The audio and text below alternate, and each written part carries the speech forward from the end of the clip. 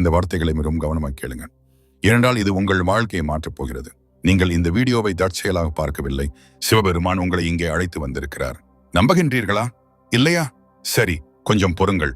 இன்னைக்கு நான் உங்களுக்கு சொல்ல போறது கேட்டால் சிலிர்க்கும். உங்கள் கண்களில் நீர் வரும்.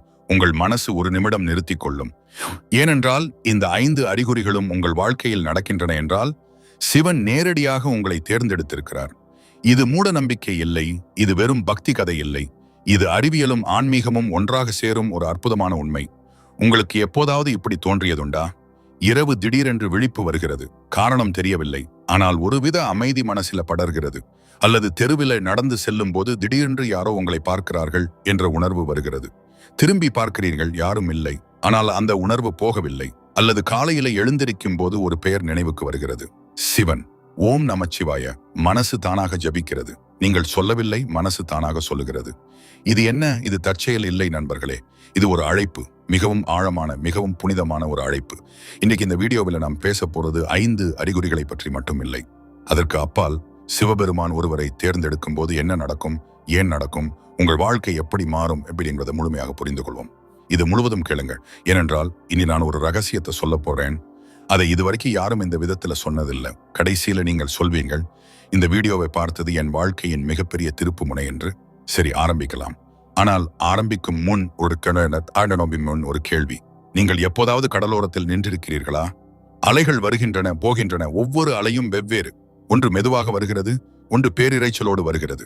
ஆனால் எல்லா அலைகளுக்கும் ஒரே கடல்தான் தாய். அதே போலதான் நம் வாழ்க்கையும். சில நேரங்கள் அமைதியாக இருக்கும், சில நேரங்கள் புயல் போல் வரும். ஆனால் எல்லாவற்றுக்கும் பின்னாலும் ஒரு சக்தி இருக்கிறது. அந்த சக்தி என்னவென்று தெரியுமா? சிவன். ஆதிசக்தி, பரம்பொருள். வேதங்கள் சொல்கின்றன, சிவன் என்பவர் வெறும் ஒரு கடவுள் இல்லை. சிவன் என்பது ஒரு நிலை, ஒரு அனுபவம், ஒரு விழிப்புணர்வு. நம் உள்ளேயே இருக்கும் அந்த ஆழமான அமைதியான இடம்.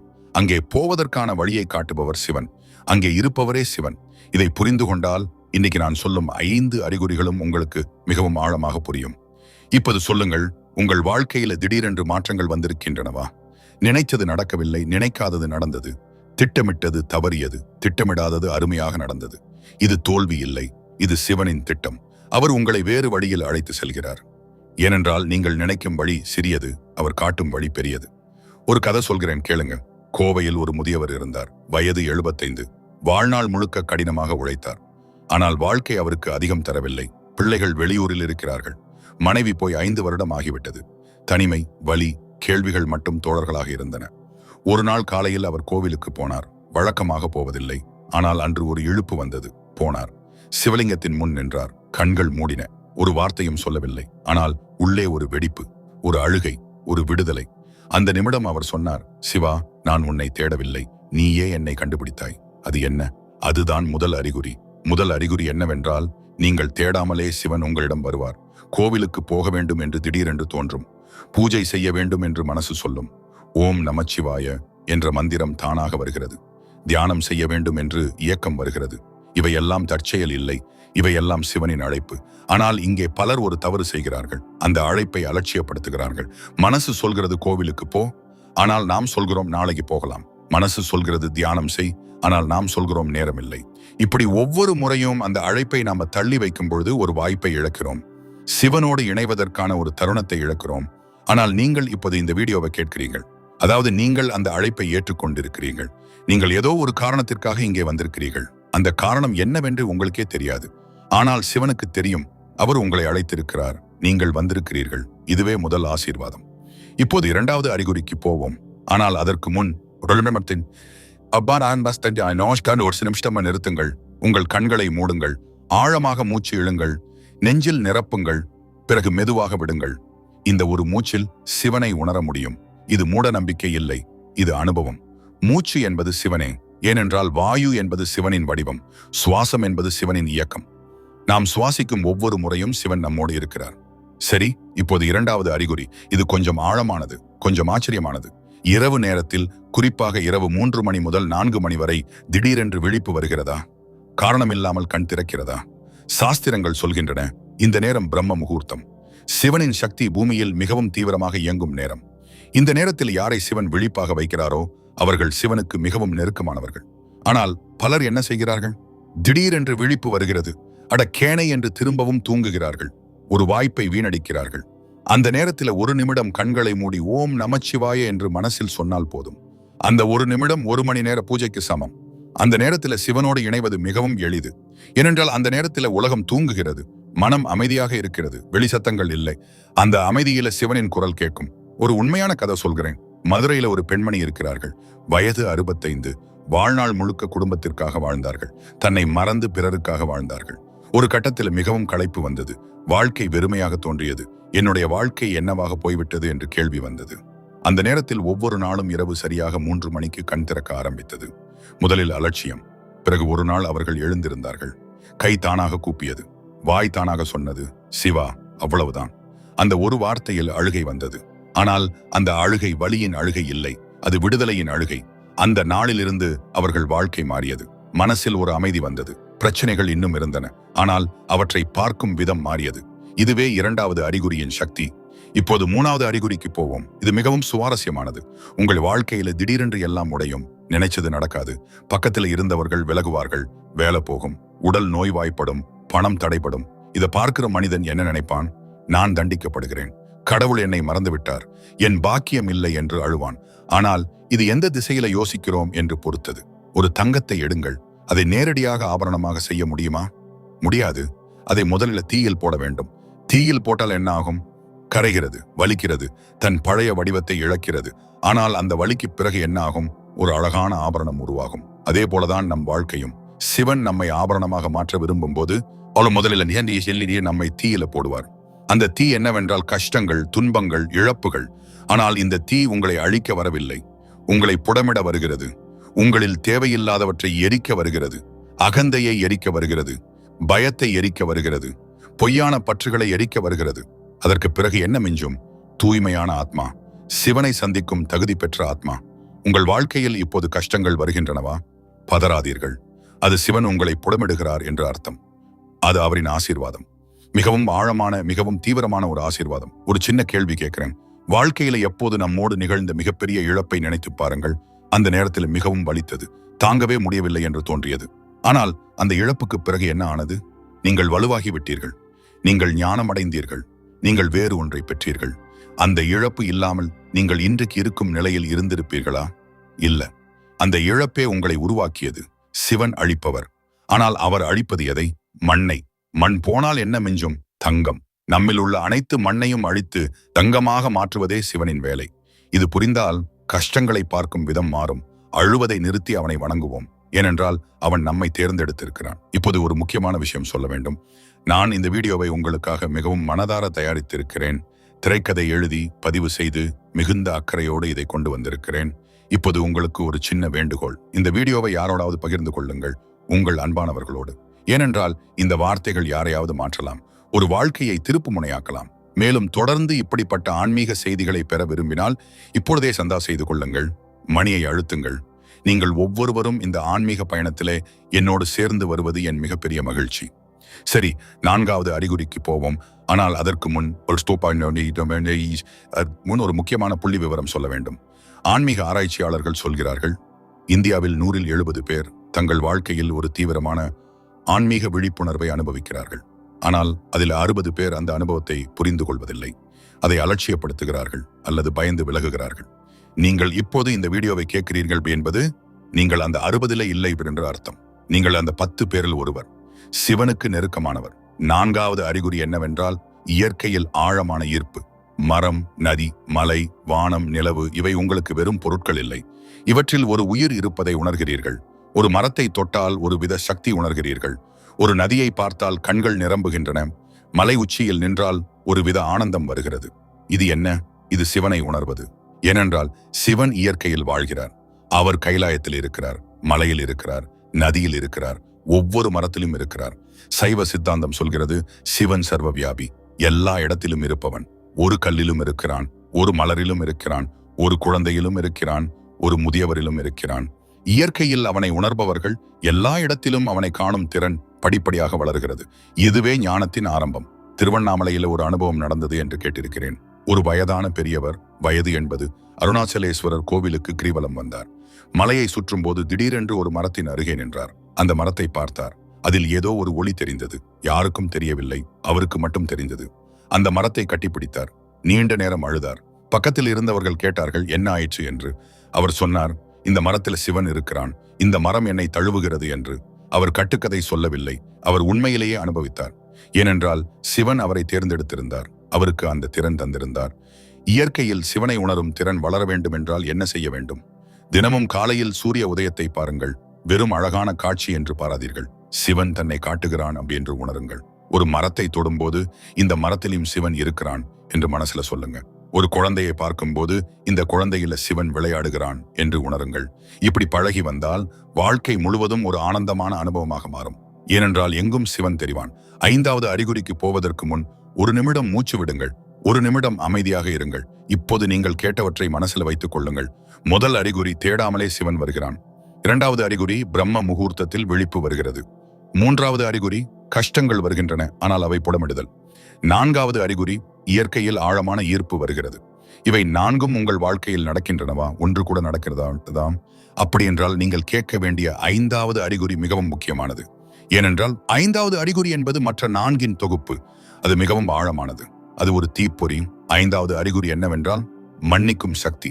யாரையாவது மன்னிக்க வேண்டும் என்ற ஆழமான விருப்பம் வருகிறதா? உங்களை காயப்படுத்தியவர்களை நேசிக்க வேண்டும் என்று தோன்றுகிறதா? கோபம் வருகிறது, ஆனால் உள்ளே ஒரு குரல் சொல்கிறது, விடு, மன்னி என்று. அந்த குரல் சிவனின் குரல். சிவன் ஆசுதோஷம், விரைவில் மகிழ்வடைபவன். ஆனால் அவன் மட்டுமில்லை, அவன் பக்தர்களும் மன்னிப்பை தன்னுள் தாங்குவார்கள். ஏனென்றால் மன்னிப்பு என்பது பலவீனமில்லை, மன்னிப்பு என்பது மிகப்பெரிய வலிமை. யாரை மன்னிக்கிறோமோ அவர்களின் சக்தியை நாம் விடுவிக்கிறோம். நம்மை கட்டி போடுமே சங்கிலியை நாமே அறுக்கிறோம். ஒரு கேள்வி கேட்கிறேன், உங்கள் வாழ்க்கையில யாரையாவது மன்னிக்காமல் இருக்கிறீங்களா?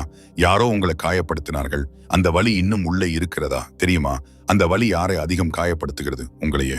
நீங்கள் மன்னிக்காமல் இருக்கும்போது அவர்கள் உங்கள் மனசுல இன்னும் ஆட்சி செய்கிறார்கள். அவர்கள் போய்விட்டார்கள், ஆனால் அவர்களின் நினைவு உங்கள் இதயத்தில வாடகை கட்டாமல் இருக்கிறது. அதை வெளியேற்றுவது எப்படி? மன்னிப்பால். சிவனை நினைத்து அந்த மனிதரை மனசுல கொண்டு வாருங்கள். சொல்லுங்கள், சிவா, நான் இவரை மன்னிக்கிறேன், இவரை விட்டு விடுகிறேன், இவர் நல்லதா இருக்கட்டும் என்று. அந்த ஒரு நொடியில நீங்கள் விடுதலை பெறுவீர்கள். இது வெறும் உணர்ச்சி கதை இல்லை, இது உண்மை. மனம் மன்னிக்கும் போது உடலில் என்ன நடக்கிறது என்று தெரியுமா? மூளையில் அமைதி தரும் திரவங்கள் சுரக்கின்றன. இரத்த அழுத்தம் குறைகிறது, தூக்கம் நன்றாக வருகிறது, இதயம் ஆரோக்கியமாக துடிக்கிறது. இது அறிவியல். மன்னிப்பு என்பது ஆன்மீகம் மட்டுமில்லை, அது ஆரோக்கியமும் கூட. இந்த 5 அறிகுறிகளும் உங்கள் வாழ்க்கையில் இருக்கின்றன என்றால் நீங்கள் மிகவும் அதிர்ஷ்டசாலி. சிவன் உங்களை தேர்ந்தெடுத்திருக்கிறார். ஆனால் இந்த தேர்வு வெறும் ஆசீர்வாதம் மட்டுமில்லை, இது ஒரு பொறுப்பும் கூட. சிவன் தேர்ந்தெடுத்தவர்கள் வெறும் தங்களுக்காக மட்டும் வாழவில்லை, அவர்கள் பிறருக்கும் வெளிச்சமாக வாழ்கிறார்கள். அவர்கள் தங்கள் வாழ்க்கையால் மற்றவர்களுக்கு நம்பிக்கை தருகிறார்கள். இப்போது ஒரு ஆழமான சத்தியத்தை சொல்கிறேன், கவனமாக கேளுங்கள். சிவன் வேண்டுமென்றால் எல்லாரையும் தேர்ந்தெடுக்கலாம். ஆனால் அவர் தேர்ந்தெடுப்பவர்கள் யார்? அவருடைய மகிமையை புரிந்து கொள்ள தயாராக இருப்பவர்கள். அவரை வெறும் பயத்தால் வணங்காமல் அன்பால் வணங்குபவர்கள். அவரை கோவிலில் மட்டும் காணாமல் வாழ்க்கை முழுவதும் காண்பவர்கள். அந்த தகுதி யாரிடம் இருக்கிறதோ அவர்களை அவர் தேர்ந்தெடுக்கிறார். நீங்கள் இப்போது இந்த வீடியோவை கேட்கிறீர்கள், அது என்னவோ ஒரு காரணத்தால், ஒரு ஈர்ப்பால். அந்த ஈர்ப்பே சிவனின் அழைப்பு. நீங்கள் வந்திருக்கிறீர்கள், அது போதும், அது தகுதியின் அடையாளம். இப்போது நாம் ஒரு மிக முக்கியமான கட்டத்திற்கு வருகிறோம். சிவன் தேர்ந்தெடுத்த பிறகு என்ன நடக்கும்? வாழ்க்கை திடீரென்று சுலபமாகி விடுமா? பணம் பொழியுமா? எல்லா பிரச்சனைகளும் தீர்ந்து விடுமா? இல்லை. சிவன் ஒரு வசதியான வாழ்க்கையை கொடுக்க வரவில்லை, அவர் ஒரு ஆழமான வாழ்க்கையை கொடுக்க வருகிறார். வசதியான வாழ்க்கை என்பது வெளியில இருந்து வரும், ஆழமான வாழ்க்கை என்பது உள்ளில இருந்து வரும். வெளியில என்ன நடந்தாலும் உள்ளே அமைதி இருந்தா அதுவே மிகப்பெரிய செல்வம். ஒரு கட்டத்துல தமிழகத்துல வாழ்ந்த ஒரு பெரிய ஞானி சொன்னாரு, எனக்கு எதுவும் வேண்டியதில்லை, என்னிடம் எதுவும் இல்லை, ஆனால் எனக்கு எல்லாம் இருக்கிறது. ஏனென்றால் சிவன் என்னோடு இருக்கிறான். அவன் இருக்கும்போது வேறு என்ன வேண்டும்? இது ஒரு உணர்ச்சி பேச்சு இல்லை, இது ஒரு ஆழமான அனுபவம். அந்த ஞானி பசித்து இருந்தால் ஆகாரம் வந்தது, கஷ்டம் வந்தால் யாரோ உதவினார்கள். தேவைகளாக இருந்தன, ஆனால் எல்லாம் நிறைவேறின. இது எப்படி நடந்தது? ஏனென்றால் அவர் சிவனின் சக்தியுடன் இணைந்திருந்தார். அந்த சக்தி அவரை நடத்தியது. நாமும் அந்த சக்தியுடன் இணைய முடியுமா? ஆமாம், முடியும். எப்படி? 3 வழிகளில். முதல் வழி தியானம். தியானம் என்பது வெறும் கண்மூடி உட்கார்வது இல்லை, தியானம் என்பது உள்ளே திரும்புவது. எல்லா வெளி சத்தங்களையும் விட்டு உள்ளே ஒரு மௌனமான இடத்திற்கு போவது. அந்த இடத்துல சிவன் இருக்கிறார். தினமும் 10 நிமிடம் கூட போதும். காலையில் எழுந்ததும் படுக்கையிலேயே உட்கார்ந்து கொள்ளுங்கள். கண்களை மூடுங்கள், மூச்சை கவனியுங்கள். மூச்சு உள்ளே வரும்போது சிவ என்று மனசுல சொல்லுங்கள். மூச்சு வெளியே போகும்போது ஆய என்று சொல்லுங்கள். சிவாய. இது பஞ்சாட்சரத்தின் ஒரு வடிவம். இந்த சுவாசத்திலேயே சிவன் இருக்கிறார். இரண்டாவது வழி சேவை. சிவன் பிறருக்கு உதவுவதில் மகிழ்கிறார். நாமும் பிறருக்கு உதவும் போது சிவனோடு இணைகிறோம். உதவி என்பது பெரியதாக இருக்க வேண்டியதில்லை. ஒரு முதியவருக்கு உதவுவது, ஒரு குழந்தைக்கு சிரிப்பு தருவது, ஒரு வலிக்கும் மனதிற்கு அமைதி தருவது, இவையெல்லாம் சேவை. இந்த சேவை நம்மை சிவனிடம் கொண்டு செல்லும். மூன்றாவது வழி கீர்த்தனை. சிவனின் நாமத்தை பாடுவது. ஓம் நமச்சிவாய என்று சொல்வது. நமக்கு குரல் அழகாக இருக்க வேண்டியதில்லை. சிவன் குரலை கவலைப்படுவதில்லை. அவர் உணர்வை கவலைப்படுகிறார். மனசு முழுவதும் நிரம்பி சொல்வது ஒரு வார்த்தை போதும். 1000 வார்த்தைகளை விட சிவனுக்கு உவப்பானது. இந்த 3 வழிகளும் ஒன்றாக கலந்தால் என்ன ஆகும்? உங்கள் வாழ்க்கை ஒரு ஆன்மீக யாத்திரையாக மாறும். ஒவ்வொரு நாளும் ஒரு புதிய கண்டுபிடிப்பாக இருக்கும். ஒவ்வொரு கஷ்டமும் ஒரு பாடமாக இருக்கும். ஒவ்வொரு மகிழ்ச்சியும் ஒரு கொடையாக இருக்கும். வாழ்க்கையை இந்த விதத்துல பார்க்க ஆரம்பிச்சால் பயம் போய்விடும், கவலை குறையும், சோர்வு நீங்கும். ஏனென்றால் சிவன் உங்களோடு இருக்கிறார் என்ற உணர்வு உங்களை தாங்கும். திருவாசகத்துல மாணிக்க வாசகர் சொல்கிறார், சிவன் என்னை கண்டுகொண்டான் என்று. கண்டுகொண்டான் என்பது என்ன? என்னை பார்த்தான், என்னை அறிந்தான், என்னை ஏற்றான். இந்த வரிகளை படிக்கும் போது கண்கள் நிரம்பும். ஏனென்றால் இது வெறும் கவிஞனின் கற்பனை இல்லை, இது ஒரு ஆத்மாவின் அனுபவம். சிவன் உண்மையிலேயே அவரை கண்டுகொண்டான். அதே போல அவர் நம்மையும் கண்டுகொள்வார். நாம் தேட வேண்டியதில்லை, நாம் திரும்பி பார்க்க வேண்டியதில்லை. அவர் நம்மை ஏற்கனவே பார்க்கிறார். இப்போது ஒரு மிக ஆழமான கேள்விக்கு வருகிறோம். சிவன் ஏன் நம்மை தேர்ந்தெடுக்கிறார்? என்ன சிறப்பு நம்மிடம் இருக்கிறது? நம்மில் பாவமும் இருக்கிறது, புண்ணியமும் இருக்கிறது, தவறும் செய்திருக்கிறோம், நல்லதும் செய்திருக்கிறோம். இப்படிப்பட்ட நம்மை சிவன் தேர்ந்தெடுப்பது ஏன்? ஏனென்றால் சிவன் நம் தவறுகளை பார்ப்பதில்லை, நம் உள்ளத்தை பார்க்கிறார், நம் ஆத்மாவை பார்க்கிறார். நாம் எவ்வளவு தவறு செய்திருந்தாலும் ஒரு கண நேரத்தில் திரும்பி அவரை நோக்கினால் போதும், அவர் ஓடி வருவார். இது உவமை இல்லை, இது சத்தியம். ஏனென்றால் சிவன் சர்வ மன்னிப்பு. அவர் யாரையும் விட்டு தள்ள மாட்டார், யாரையும் ஒதுக்க மாட்டார். அவரிடம் ஓடி வருகிறவன் யாரும் தள்ளிவிடப்படுவதில்லை. ஒரு சின்ன கதை. சிவலிங்கத்தை ஒரு முறை ஒரு வேடர் வேட்டையாட போகும் வழியில் கண்டான். சரியான பூஜை தெரியவில்லை, மலர் இல்லை, நீர் இல்லை, ஆனால் கை இருந்தது. அந்த கையால் மண்ணை எடுத்து போட்டான். கலைஞனின் கலை ஒன்றும் தெரியவில்லை, ஆனால் மனம் நிறைந்திருந்தது. சிவன் அந்த ஒரு செயலை ஏற்றார், ஆனந்தித்தார். ஏனென்றால் அது உண்மையான பக்தி. கல்வியோடு செய்யப்படும் பூஜையை விட கருத்தோடு செய்யப்படும் சின்ன செயல் சிவனுக்கு விலை மதிப்பற்றது. நாமும் அப்படித்தான். நமக்கு மந்திரம் சரியாக வரவில்லை, கோவில் விதிகள் தெரியவில்லை, ஆசாரம் பின்பற்றவில்லை என்று வருந்த தேவையில்லை. ஒரு மனசோடு அவரை அழைத்தால் போதும். சிவா என்ற ஒரு வார்த்தை போதும், அவர் வருவார்.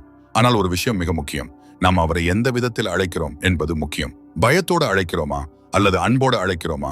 கோவிலுக்கு போறது வழக்கம் என்று ஊட்டமாண்டு போறோமா அல்லது அவரை உண்மையில் பார்க்க வேண்டும் என்று போகிறோமா? ஒரு விளக்கு ஏற்றுவது சாபமாக மாறாதிருக்கட்டும் என்று ஏற்றுகிறோமா? அல்லது இந்த ஒளி என் உள்ளிலும் ஏற்படட்டும் என்று ஏற்றுகிறோமா? இந்த 2 வித்தியாசம் புரிந்தால் வாழ்க்கையே மாறும். வழக்கமாக செய்யும் பக்தியை விட விழிப்போடு செய்யும் பக்தி 100 மடங்கு சக்தி வாய்ந்தது. இப்போது நான் ஒரு ஆழமான ஆன்மீக சத்தியத்தை பற்றி பேசப் போகிறேன். இது கொஞ்சம் அசாதாரணமான விஷயம், ஆனால் கவனமாக கேளுங்கள், மனசு திறந்து வைத்துக் கொள்ளுங்கள். சிவன் யாரை தேர்ந்தெடுக்கிறார் என்று பார்த்தால் ஒரு விஷயம் தெரியும். அவர் வலிமையானவர்களை தேர்ந்தெடுப்பதில்லை, அவர் உடைந்தவர்களை தேர்ந்தெடுக்கிறார். சிறுமையானவர்களை தேர்ந்தெடுப்பதில்லை, அவர் பணிவானவர்களை தேர்ந்தெடுக்கிறார். எல்லாம் அறிந்தவர்களை தேர்ந்தெடுப்பதில்லை, அவர் தாங்களே எதுவும் அல்ல என்று உணர்ந்தவர்களை தேர்ந்தெடுக்கிறார். ஏனென்றால் ஒரு மண் பாத்திரத்தில் தண்ணீர் நிரப்ப வேண்டுமென்றால் அது காலி இருக்க வேண்டும். நிரம்பிய பாத்திரத்தில் கொட்டினால் வழிந்துவிடும். அதே போல நம் மனசு தற்பெருமையால் நிரம்பியிருந்தால் சிவனின் அருளுக்கு இடமில்லை. மனசு காலியாக ஆகும்போது, பணிவோடு இருக்கும்போது அவரின் அருள் வெள்ளமாக பாயும். இந்த உண்மையை புரிந்து கொண்ட நாள் முதல் வாழ்க்கையில் தோல்விகளை வேறு விதத்தில் பார்க்க ஆரம்பிக்கலாம். தோல்வி என்பது நம்மை சிறியவர்களாக ஆக்கவில்லை, தோல்வி என்பது நம்மை காலியாக ஆக்குகிறது, சிவன் நிரப்புவதற்காக. கர்ணன் ஒரு அற்புதமான குணம் கொண்டவன். அவனுக்கு தோல்வி வந்தது, அவமானம் வந்தது, ஆனால் அவன் ஒருபோதும் தன் தர்மத்தை விடவில்லை. அவன் உடைந்தான், ஆனால் முறிந்தான் இல்லை. உடைவது வேறு, முறிவது வேறு. உடைந்தவன் மீண்டும் கூடி வர முடியும், முறிந்தவன் மீண்டும் வர முடியாது. சிவன் உடைந்தவர்களுக்கு மீண்டும் ஒன்றாகும் சக்தியை தருகிறார். நமக்கும் அந்த சக்தி வேண்டும் என்றால் உடைய தயாராக இருக்க வேண்டும். இப்போது ஒரு முக்கியமான கட்டத்திற்கு வருகிறோம். சிவனோடு இணைவதற்கான யோக வழி. இது 5000 ஆண்டுகளுக்கு முன்பிருந்து வரும் ஞானம். ஆனால் இன்றைக்கும் அது அதே சக்தியோடு செயல்படுகிறது. சிவயோகம் என்பது வெறும் உடற்பயிற்சி இல்லை. சிவயோகம் என்பது ஒரு வாழ்க்கை முறை. அதில் 3 தூண்கள் இருக்கின்றன. முதல் தூண் சத்தியம், உண்மையாக வாழ்வது, உங்களுக்கு நீங்களே உண்மையாக இருப்பது, தன்னை ஏமாற்றாமல் இருப்பது. இரண்டாவது தூண் பரிசுத்தம், மனசையும் உடலையும் தூய்மையாக வைத்திருப்பது, சாப்பிடுவதில் கவனம், பேசுவதில் கவனம், யோசிப்பதில் கவனம். மூன்றாவது தூண் சரணாகதி, எல்லாவற்றையும் சிவனிடம் விட்டு விடுவது. நான் செய்வேன் என்று இல்லாமல் நீ செய்வாய் என்று இருப்பது. இந்த 3ம் ஒன்றாக நடக்கும்போது சிவனோடு இணைவதற்கான வழி தானாக திறக்கும். ஆனால் இதுல ஒரு தடை இருக்கிறது. அந்த தடை என்னவென்றால் மனசு. மனசு எப்பொழுதும் எதிர்ப்பு காட்டும். இன்னைக்கு தியானம் செய்வோம் என்று தீர்மானிக்கும் போது மனசு சொல்லும் நாளை செய்யலாம். நல்லதா வாழ்வோம் என்று தீர்மானிக்கும் போது மனசு சொல்லும் கொஞ்சம் கொஞ்சமாக மாறலாம். இது ஒரு தொடர் போராட்டம். ஆனால் இந்த போராட்டத்தில் நாம் தோற்கக்கூடாது. உபாயம் என்னவென்றால் மனசோடு போராடாதீர்கள். மனசை கவனியுங்கள். மனசு சொல்வதை கவனித்து, சரி நீ இப்படி சொல்கிறாய் என்று ஒப்புக்கொள்ளுங்கள். ஆனால் செய்ய வேண்டியதை செய்யுங்கள். மனசை கட்டுப்படுத்த முடியாது, ஆனால் மனசை கவனிக்க முடியும். கவனிக்கப்பட்ட மனசு தானாக அமைதியடையும். இந்த ஞானம்தான் சிவன் கொடுக்கும் மிகப்பெரிய கொடை, மனசை கவனிக்கும் திறன். அந்த திறன் வந்தால் வாழ்க்கையில எந்த கஷ்டமும் தாங்காமல் போகாது. ஏனால் கஷ்டம் வரும்போது கஷ்டத்தை கவனிக்க ஆரம்பிப்பீர்கள். அது உண்மையானதா இல்ல நாம் பெரிதுபடுத்துகிறோமா என்று பார்ப்பீர்கள். அதன் மூலம் கஷ்டம் குறையும், சில நேரம் மறையும். இப்போது ஒரு அனுபவத்தை பற்றி பேசுகிறேன். சிவபிரான் தன்னை நேரடியாக காண்பிக்கும் அனுபவம். இது எல்லாருக்கும் வருவதில்லை, ஆனால் வரும்போது மிகவும் ஆழமான மாற்றத்தை கொண்டு வருகிறது. இந்த அனுபவம் பல வழிகளில் வரும். ஒரு வழி, கனவுல சிவன் தெரிவார். மிகவும் தெளிவான கனவு. எழுந்திரித்தாலும் அந்த அனுபவம் மனசுல இருக்கும். இன்னொரு வழி, தியானத்துல ஒரு ஒளி தெரியும். கண்கள் மூடியிருந்தாலும் ஒரு ஒளி உள்ள தெரியும். இன்னொரு வழி, ஒரு தீவிரமான அமைதி வரும். எல்லா எண்ணங்களும் நிற்கும். அந்த நிமிடத்துல ஒரு ஆழமான ஆனந்தம் வரும். இந்த ஆனந்தம் வெளியில இருந்து வரவில்லை, உள்ளில இருந்து வருகிறது. இதுவே சிவனின் ஆனந்தம். இந்த அனுபவங்கள் நமக்கு வரும்போது பயப்படாதீர்கள், மகிழுங்கள், ஏற்றுக்கொள்ளுங்கள். சிவன் தன்னை காட்டுகிறான் என்று புரிந்து கொள்ளுங்கள். அந்த அனுபவத்தை மனசுல பத்திரமாக வச்சு கொள்ளுங்க. கஷ்டம் வரும்போது அந்த அனுபவத்தை நினைச்சு கொள்ளுங்கள். அது ஒரு ஆதாரமாக இருக்கும். சரி, ஒரு முக்கியமான கேள்வியை எழுப்பலாம். சிவன் இருக்கிறானா? இது சிலர் மனசுல இருக்கிற கேள்வி. நம்பிக்கை இருக்கிறது, ஆனால் சில நேரம் சந்தேகமும் வருகிறது. இது தவறு இல்லை. சந்தேகம் வருவது இயற்கை. ஆனால் சந்தேகம் வரும்போது என்ன செய்வது? அனுபவியுங்கள். வெறும் நம்புங்கள் என்று சொல்வதில் நான் நம்பிக்கை வைக்கவில்லை. அனுபவியுங்கள், தியானம் செய்யுங்கள், ஓம் நமச்சிவாய என்று சொல்லுங்க, கோவிலுக்கு போங்கள், உண்மையான மனசோடு போங்க. அப்புறம் பாருங்க உங்க வாழ்க்கையில மாற்றங்கள் வருமா இல்லையா என்று, மனசுல அமைதி வருமா இல்லையா என்று. இந்த மாற்றம் வந்தால் அதுவே நம்பிக்கைக்கு ஆதாரம். சிவன் இருக்கிறான் என்பதற்கு ஆதாரம் வேண்டுமென்றால் தீபம் ஏற்றுங்கள். அந்த தீபத்தை பாருங்கள். அந்த நளினமான சுடர் என்னவென்று யோசியுங்கள். அந்த சுடர் காற்றில் ஆடுகிறது, ஆனால் அணையவில்லை. நம் வாழ்க்கையும் அப்படித்தான். ஒவ்வொரு கஷ்டமும் காற்று வருகிறது, ஆனால் ஆத்மா சுடர் அணைவதில்லை. அந்த சுடரை காப்பவர் சிவன். இப்போது ஒரு ஆழமான தியான வழிகாட்டுதல் தருகிறேன். இதை கேட்கும் போதே தியானத்தில் இறங்கலாம். நீங்கள் இப்போது அமர்ந்திருக்கும் இடத்திலேயே தேடிக்கொள்ளுங்கள். முதுகு நேராக இருக்கட்டும். கண்களை மெதுவாக மூடுங்கள். முகம் தளரட்டும், தோள்கள் விழட்டும், கைகள் மடியில் வைத்துக் கொள்ளுங்கள். இப்போது மூச்சை கவனியுங்கள். உள்ளே வருகிறது, வெளியே போகிறது. உள்ளே வரும்போது சக்தி வருகிறது என்று உணருங்கள். வெளியே போகும்போது கஷ்டங்கள் போகின்றன என்று உணருங்கள். 3 முறை இப்படி மூச்சு விடுங்கள். இப்போது மனசில் ஒரு ஒளி கற்பனை செய்யுங்கள். நெஞ்சின் நடுவில், இதயத்தில் ஒரு சின்ன தீபம் எரிகிறது. அந்த தீபத்தை பாருங்கள். அது ஆடுகிறது, ஆனால் அணையவில்லை. அந்த தீபமே சிவன். அந்த தீபமே நீங்கள். இரண்டும் ஒன்றே. இதை உணருங்கள். கொஞ்சம் அப்படியே இருங்கள். இந்த அமைதியில இருங்கள். இப்படிப்பட்ட தியானத்தை தினமும் செய்யுங்கள். ஒரு வாரத்துல நீங்களே வித்தியாசம் உணர்வீர்கள். மனசு அமைதியாகும். வாழ்க்கை தெளிவாக தெரியும். பிரச்சனைகளுக்கு தீர்வுகள் தெரியும். ஏனென்றால் சிவனோடு இணைந்தவர்களுக்கு ஞானம் வரும். அந்த ஞானம் வாழ்க்கையை நடத்தும். இப்போது ஒரு முக்கியமான விஷயம் பேச போறேன். இது பலரும் தவறாக புரிந்து கொள்வது. ஆன்மீகம் என்பது வாழ்க்கையில் இருந்து ஓடுவது இல்லை. ஆன்மீகம் என்பது வாழ்க்கையை முழுமையாக வாழ்வது. சிலர் நினைக்கிறாங்க ஆன்மீகம் என்றால் சந்நியாசியாக வேண்டும், குடும்பத்தை விட வேண்டும், பொறுப்புகளை விட வேண்டும் என்று. இது தவறான புரிதல். சிவன் ஒரு குடும்பஸ்தன். கார்த்திகேயன் மகன், கணேசன் மகன், பார்வதி மனைவி. அவர் குடும்பத்தோடு வாழ்கிறார், குடும்ப பொறுப்புகளை ஏற்கிறார். ஆனால் அதே நேரத்தில் ஆழமான ஞானத்திலும் இருக்கிறார். இது சாத்தியம். குடும்பத்தோடு வாழும் போதே ஆன்மீகத்தில் ஆழ்வது சாத்தியம். உண்மையில் குடும்பமே ஒரு ஆன்மீக பாடசாலை. கணவன் மனைவி உறவு நமக்கு சமரசம் கற்றுக் கொடுக்கிறது. பெற்றோர் குழந்தை உறவு நமக்கு நிபந்தனையற்ற அன்பை கற்றுக் கொடுக்கிறது. சமூகத்தோடு வாழ்வது நமக்கு சேவையை கற்றுக் கொடுக்கிறது. இந்த பாடங்கள் எல்லாம் ஆன்மீக வளர்ச்சிக்கு அவசியம். எனவே ஆன்மீகம் என்று சொல்லி குடும்பத்தை விட்டு ஓடாதீர்கள். உங்கள் குடும்பத்திலேயே சிவனை காணுங்கள். உங்கள் மனைவி அல்லது கணவனில் சிவனை காணுங்கள். உங்கள் குழந்தைகளில் சிவனை காணுங்கள். உங்கள் பெற்றோரில் சிவனை காணுங்கள். இப்படி பார்க்க ஆரம்பித்தால் உறவுகள் ஆழமாகும், அன்பு பெருகும், குடும்பம் ஒரு சொர்க்கமாக மாறும். இப்போது இன்னொரு ஆழமான விஷயம். நாம் செய்கிற ஒவ்வொரு செயலும் ஒரு பூஜை ஆக முடியும். சாப்பிடுவது பூஜை, தூங்குவது பூஜை, வேலை செய்வது பூஜை, பேசுவது பூஜை.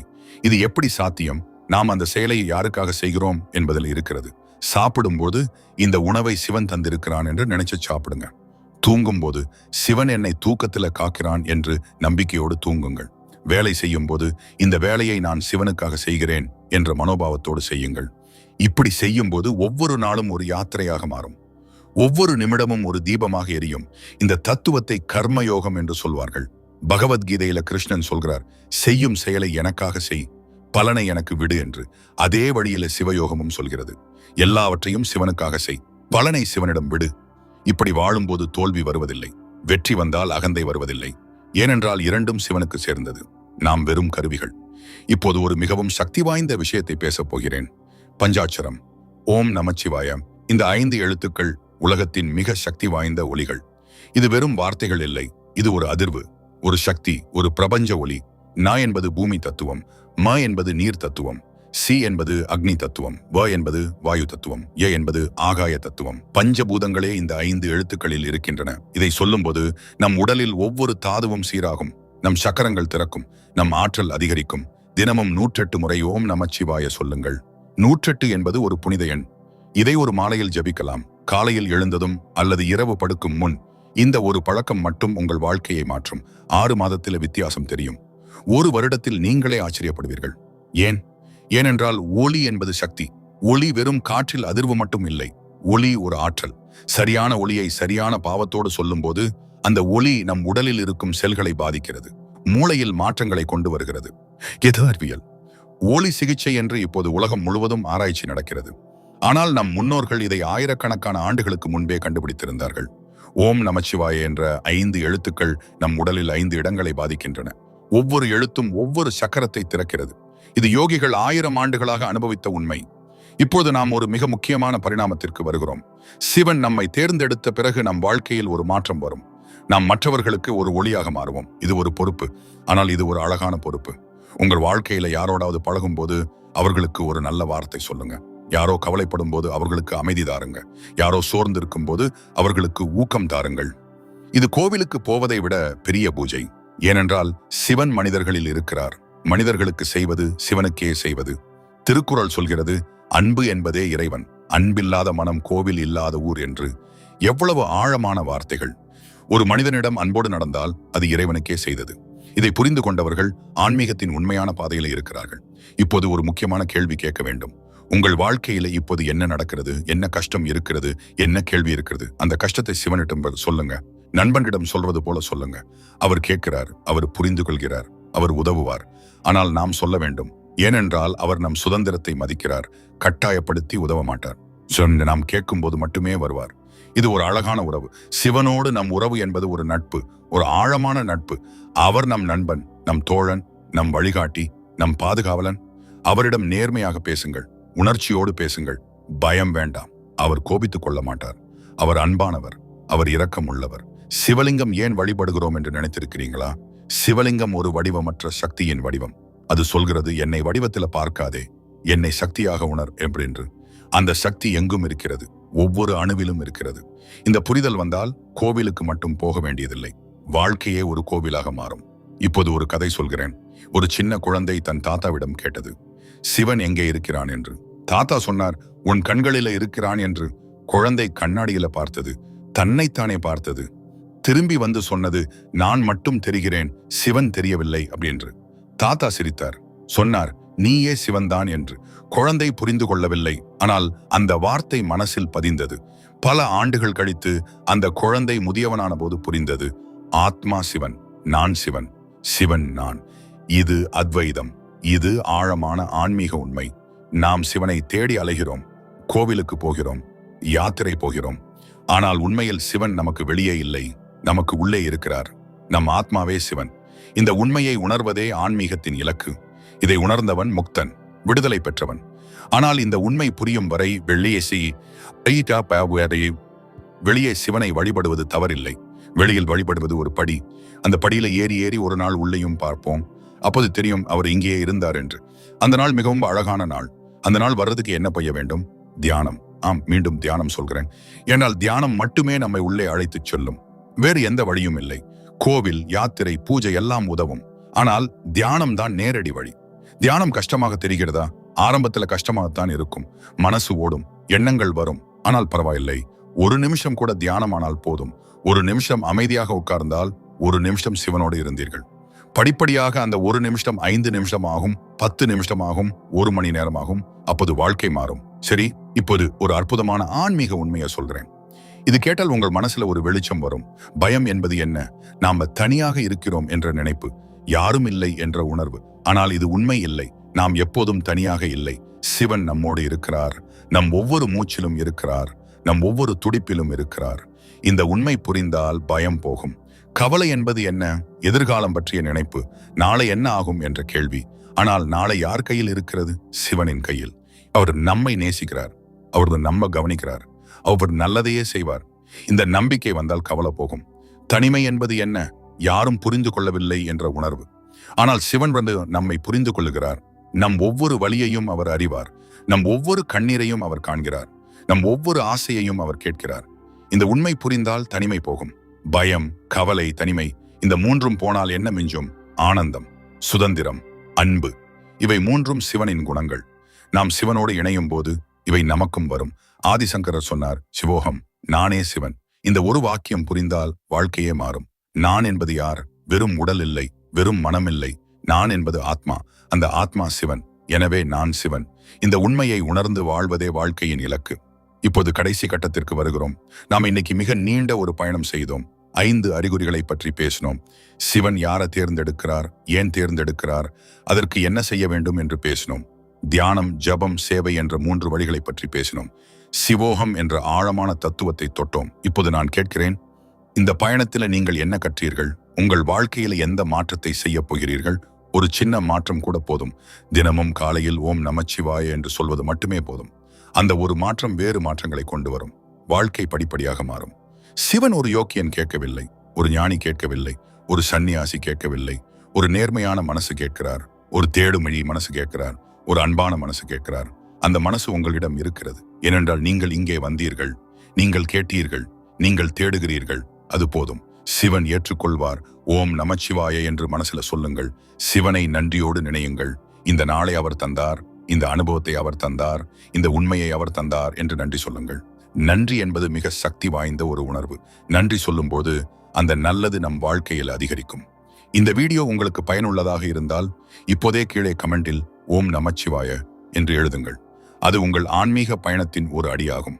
உங்களோடு இருக்கும் ஒருவருக்கு இந்த வீடியோவை பகிருங்கள். அவர்களுக்கும் சிவனின் அழைப்பு இருக்கலாம். அந்த அழைப்பை அவர்களுக்கு கொண்டு சேர்க்கும் கருவியாக நீங்கள் ஆகலாம். சிவன் உங்களை நேசிக்கிறார். சிவன் உங்களை காக்கிறார். சிவன் உங்களுக்காக காத்திருக்கிறார். வாருங்கள், அவரிடம் போவோம். வாழ்க்கையை அவரோடு பகிர்வோம்.